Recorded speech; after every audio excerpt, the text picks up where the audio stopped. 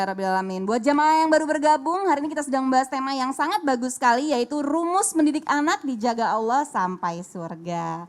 Ya, tadi segmen 1 kita sudah membahas ya dengan guru-guru kita bagaimana kita caranya mendidik anak, apalagi ibu sebagai madrasah utama dan ayah sebagai pemimpin. Dan rumus pertama tadi adalah kita harus mengajarkan anak-anak kita kelembutan. Dan rumus kedua tadi adalah memperdengarkan Al-Quran sejak dalam kandungan. Masya Allah. Nah, Ustadz Syam, katanya nih rumus yang ketiga ini juga penting banget ya buat anak kita biar nggak gampang terpengaruh sama hal-hal yang buruk. Apalagi sekarang sosial media di mana-mana nih, yang anaknya udah pada gede-gede. Bahkan yang anaknya masih di bawah 10 tahun aja sekarang udah main gadget ya kan.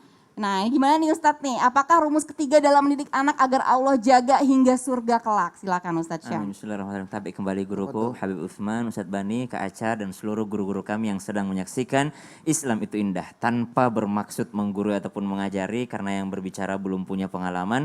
Mudah-mudahan jamaah sekalian diberikan keturunan yang soleh dan solehah. Maka rumus yang ketiga disebutkan bahwasanya mengajarkan anak agar memiliki pendirian yang kuat serta tidak mudah terpengaruh terhadap suatu hal yang buruk. Karena suatu kebohongan ketika orang mengatakan nggak mudah terpengaruh lingkungan. Lingkungan pasti ada pengaruhnya. Bagaimanapun kuatnya kita, pasti ada pengaruhnya. Subhanallah. Jangan tiba-tiba karena udah hijrah, karena followingnya udah majelis taklim semua, karena subhanallah teman-temannya banyak yang udah hijrah, terus mencoba, ayo kita mencoba ke sana, kita dakwah ke sana. Oh, ternyata masuk ke lingkungan itu kembali. Maka dalam Al-Quran disebutkan, ya wailata laitani lam attakhil fulanan khalila, laqad أضلني عن الذكر بعد إذ جاءني.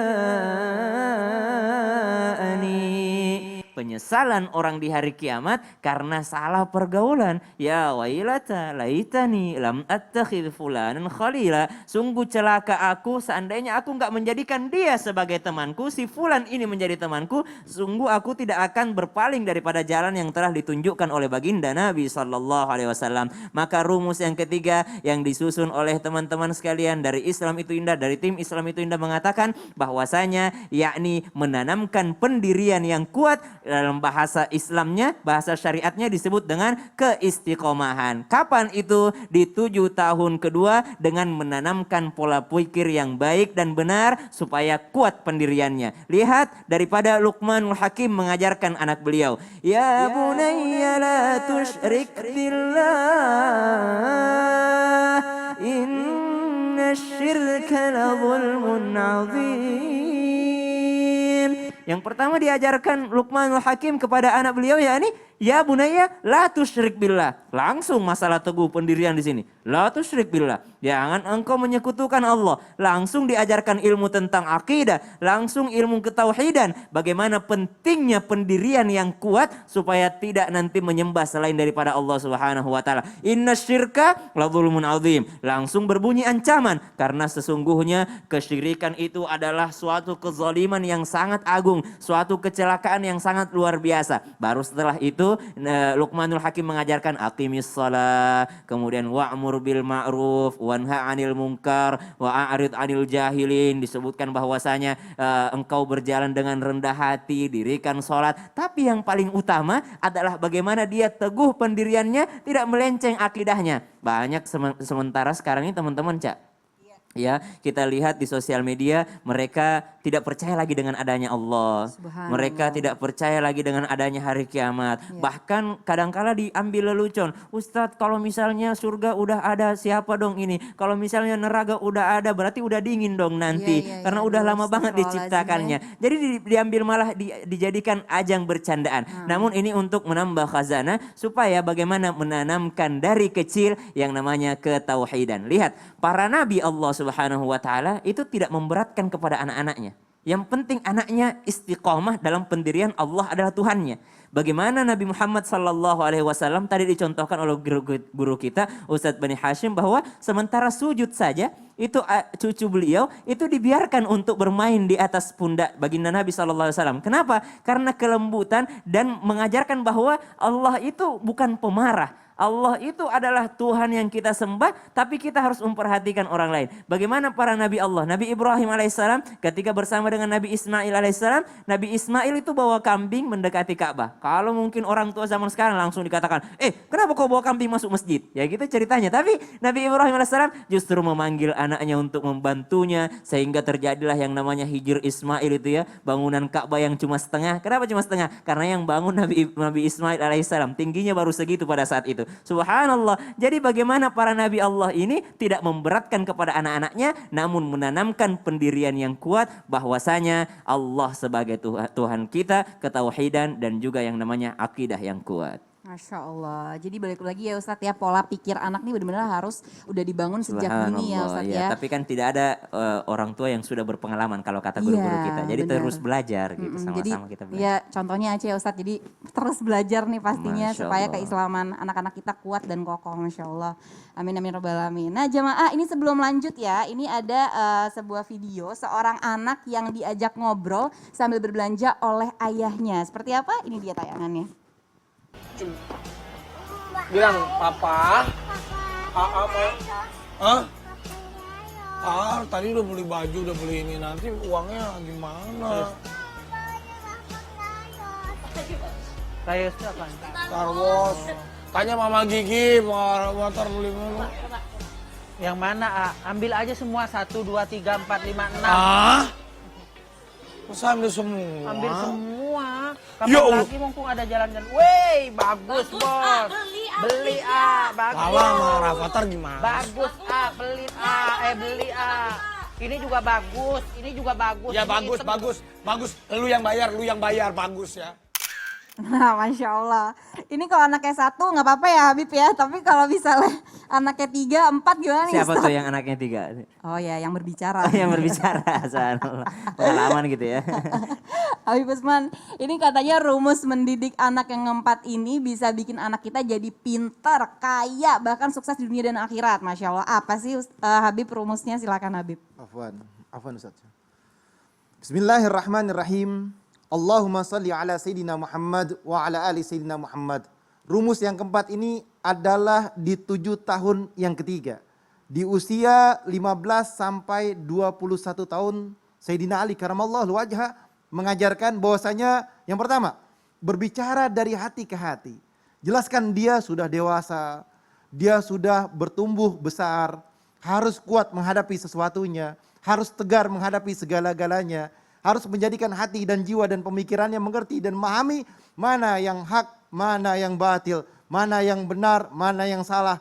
Harus dikasih tahu, diajarkan, oh ini boleh, ini tidak boleh, ini benar, ini tidak benar, ini salah, ini tidak baik, jangan didekatin. Janganlah kalian masuk ke dalam tempat seperti itu. Ini nggak baik, ini nggak benar, hati-hati. Dikasih tahu, diajak bicara.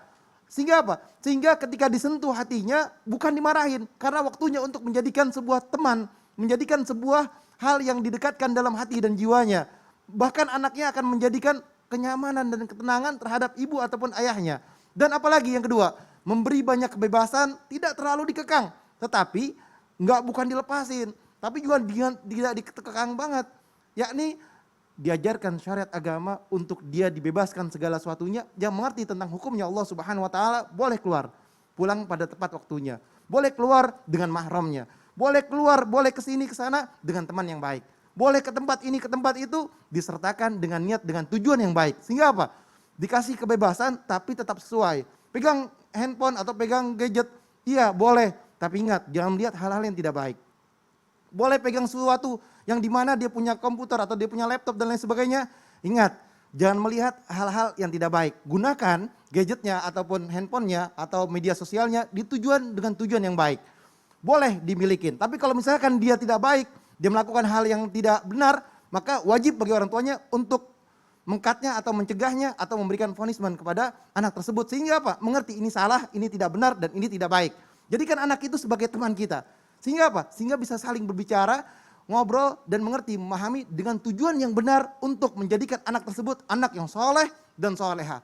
Yang ketiga, memberikan tanggung jawab yang besar terhadap anak tersebut, yang dimana misalkan contoh dia mencuci piringnya, dia mencuci pakaiannya, atau dia dimasukkan pesantren sehingga dia mandiri, dia punya tanggung jawab dan dia disuruh menghafal Al-Quran. Misalkan hafal 1 bulan ini harus hafal 1 juz, 2 bulan ini harus 2 juz, 3 bulan ini 3 juz. Dikasih satu hal yang dimana dia mempunyai pemikiran untuk dikembangkan.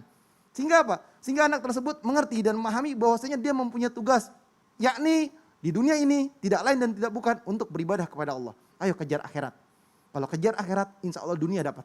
Tapi kalau orang kejar dunia, belum tentu akhiratnya dapat. Siapa orang yang mengejar akhirat, insya Allah dunia berada di genggamannya. Tapi dia kejar dunia, dia akan semakin hina, dan jauh daripada naungan dan keridhaannya Allah Subhanahu wa taala. Sehingga apa? Anak dibekali dengan didikan agama yang baik, sehingga anak tersebut mempunyai arah dan tujuan yang baik, yakni berharap akan surganya Allah dan keridhaannya Allah dan mendapatkan keberkahan dunia dan mendapatkan keberkahan akhirat. Amin ya rabbal alamin. Dan juga anak dibekali, wah ini anak kayaknya ahlinya dalam ini. Wah ini anak kayaknya cocok buat seperti ini. Entah menjadi ini, entah jadi ini, jadi apapun, yang terpenting dia mempunyai akhlak yang baik. Besok dia mau jadi seorang dokter, atau dia menjadi seorang insinyur, atau menjadi seorang IT, atau dia menjadi seorang apapun, yakni dia mempunyai basic agama yang baik, sehingga besok dia mengembang amanah, dia menjadi seorang pemimpin, dia mempunyai akhlakul karimah yang baik, agama yang bagus, syariat yang benar, sehingga insya Allah mendapatkan ridhonya Allah. Dan yang terakhir, doakan anak tersebut. Berharap agar anak tersebut menjadi anak yang saleh, soleha. Orang tua tidak lain tidak bukan harus mendoakan anaknya dengan minta kepada Allah, sujud kepada Allah pada waktu bangun malam. Sehingga apa? Anaknya menjadi anak yang saleh, soleha. Amin ya rabbal alamin. Amin, Masya Allah. Terima kasih Habib. Habib, ini kan berarti kita sejak ini juga harus menjelaskan ya kepada anak-anak tadi bagaimana yang benar, mana yang salah gitu. Dan juga gimana kita cara mengkomunikasikan anak supaya anak tuh mengerti gitu loh apa yang kita maksud sesuai dengan syariat Islam gitu. Nah tapi Habib Nyace mau nanya sedikit. Kan kadang-kadang ya terutama ibu-ibu ya Habib kayak Aca nih sekarang misalnya udah dikasih tahu sekali gitu. Misalnya anak nggak ngerti atau kayak tadi contohnya mainan gitu. Kita komunikasinya itu gimana ya Habib supaya kita tuh nggak terkesan kayaknya jahat gitu, nggak mau beliin mainan atau misalnya nggak dibolehin gitu anak, gimana ya? Ketika seorang anak dia memiliki keinginan mau beli mainan, mau beli itu, kasih tahu sama anak masih punya di rumah, masih ada di rumah, yang kemarin aja masih dirusakin, yang kemarin aja masih ada juga belum dibuka, jangan mubazir, diajarkan dari kecil. Kalau misalkan dia perlu mainan tersebut karena kepingin, kalau punya duit belikan, tapi kalau nggak punya jangan. Atau sholat dulu 5 waktu yang rajin, saya belikan. Atau apal surat ini, saya belikan. Jadi mempunyai anak dididik dengan didikan agama sehingga melekat dalam pikirannya. Ya, Masya Allah, Habib, makasih banyak. Jadi sekali lagi ya jamaah, kita boleh memanjakan anak, tapi balik lagi tetap anak harus usaha dulu. Karena kita nggak pernah tahu yang namanya hidup ya, jadi jangan selalu manjain. Karena balik lagi anak harus mandiri dan bertanggung jawab tadi seperti yang dikatakan oleh Habib. Terima kasih banyak sekali lagi Habib. Nah jamaah, ini saatnya kita masuk ke segmen Tanya Dong Ustadz. Kami semua tanya dong Ustaz. Ya jamaah langsung aja, ini ada pertanyaan masuk ke sosial media Islam itu Indah dari @gofar2624. Tanya dong Ustadz, Assalamualaikum warahmatullahi wabarakatuh. Ustadz, bagaimana cara mendidik anak yang hiperaktif nih ya dan tantrum? Saya takut banget anak saya tuh susah konsentrasi dan susah fokus nih ya. Nah mohon izin untuk Ustadz Ahmad Bani Hashim, silakan. Masya Allah. Ya para pemirsa yang dirahmati oleh Allah Subhanahu wa taala, memang untuk tantrum ini ya tantangan untuk kita semua nih orang tua. Itu emosi yang kadang suka meledak-ledak. Namanya anak kecil itu kadang dia masih belum mengerti entar gitu. Jadi kalau mau sekarang ya harus sekarang. Maka kita sebagai orang tua nih harus peka. Maka biasanya guru-guru kita menasihati untuk menghadapi anak tantrum ini ya ada 3 fase. Yang pertama fase sebelum dia mengekspresikan marahnya. Yang kedua fase ketika sedang marah, dan fase ketiga setelah dia marah. Nah, kita yang fase sebelum dia marah, kenali nih, dia anak ini marah karena apa nih? Bagaimana kondisi-kondisi yang menyebabkan dia marah? Kita harus tahu tuh orang tua. Ini anak ini kalau begini dia pasti marah nih, ini kalau gini marah nih. Nah, itu kita cegah. Yang kedua pas dia marah ini bagaimana? Penting sekali tanamkan kesabaran, sabar dan tenang. Jangan, anak saya kenapa nih menjadi kepala? Anak saya kenapa nih? Tenang, sabar dan berusaha untuk tidak agak cuek gitu. Karena kalau kita perhatikan tuh, kamu kenapa? Dia akan menjadikan itu sebagai senjata. Ya, jadi seolah-olah kita cuek, seolah-olah kita nggak tahu, langsung kita alihkan. Dia lagi marah atau lagi apa? Lihat ini ada apa nih gitu. Seolah-olah kita tidak memperhatikan pas tantrumnya itu. Nah, yang terakhir setelah dia marah, dekap dan peluk dia, berikan kehangatan, berikan rasa nyaman. Insya Allah setelah itu mudah-mudahan Allah kurangi sifat marahnya tadi itu insya Allah. Masya Allah. Jadi balik lagi ke kelembutan ya Ustadz ya. Betul. Iya sih bener banget. Emang kalau misalnya anak udah berlebihan marahnya udah sampai guling-guling di mall. Aceh juga pernah soal kayak gitu Ustadz. Gara-gara mau minta beliin mainan gak mau sampai ngamuk. Tapi akhirnya ketika kita memberikan kelembutan akhirnya anak pun juga luluh gitu ya. Karena emang dekapan ibunya tuh orang tuanya mereka butuh sekali. Nah berikutnya ini ada pertanyaan dari Irahyani 62. Ira Cahyani. Ira Cahyani 62. Makasih loh Ustadz Syam. Iya dong.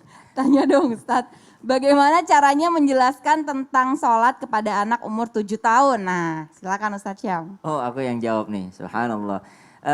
Paling gampang ajak ke masjid. Kalau anak laki-laki gitu ya. Anak perempuan pun nggak apa-apa diajak ke masjid gitu. Nanti baru dewasa baru dikasih tahu kalau perempuan itu sebenarnya paling utama kalau di rumahnya. Kalau sudah mulai mukallaf, kalau udah mulai dewasa. Tapi kalau anak kecil paling gampang, paling enak ngajarin anak kecil itu ajak ke masjid. Subhanallah. Makanya kami kurang setuju kalau ada orang-orang di masjid yang memarahi anak kecil. Ya, kami kurang setuju dengan hal tersebut karena kita buat anak itu mencintai masjid sehingga dia tahu bahwa apa sih yang dilakukan orang dalam masjid? Oh sholat. Kenapa sih mereka sholat? Subhanallah. Di dalam masjid ini ada pengusaha ini, ada orang sukses ini, ada ini, ada ini. Aku kalau ke masjid itu anak kecil pada ngumpul. Kenapa dia datang nanya, Ustadz handphonenya bagus misalnya. Ustadz ini kok bisa masuk TV? Ustadz kok followersnya banyak? Aku bilang makanya rajin ke masjid. Jadi mereka itu penasaran, rasa penasaran anak. Jangan disulitkan anak itu. Cara mengajar yang pertama dengan yang namanya membawa dia ke masjid. Suruh bapaknya ajak ke masjid. Yang kedua dengan cara mencontohkan. Nanti lama-kelamaan dia akan penasaran, mama itu apa sih lagi ngapain sih? Anak kecil itu nggak usah disuruh sebenarnya. Ada malaikatnya sebenarnya. Tinggal mengajarkannya aja. Kapan disuruh? Nanti umur 10 tahun. Baru mulai agak diberikan lebih keras lagi perintahnya. Jadi kitanya juga sebagai orang tua juga harus memberikan contoh yang benar juga ya Ustadz ya. Paling Karena penting pasti dia ngikutin kita ya. Teladan. Teladan, Uswah, Masya iya. Allah. Nah Ustadz tapi ini Aceh juga mau nanya nih Ustadz. Kan kadang kalau umur 6-7 tahun ini kan lagi banyak pertanyaan ya Ustadz ya. Segede anak Aceh lah umur-umur segini.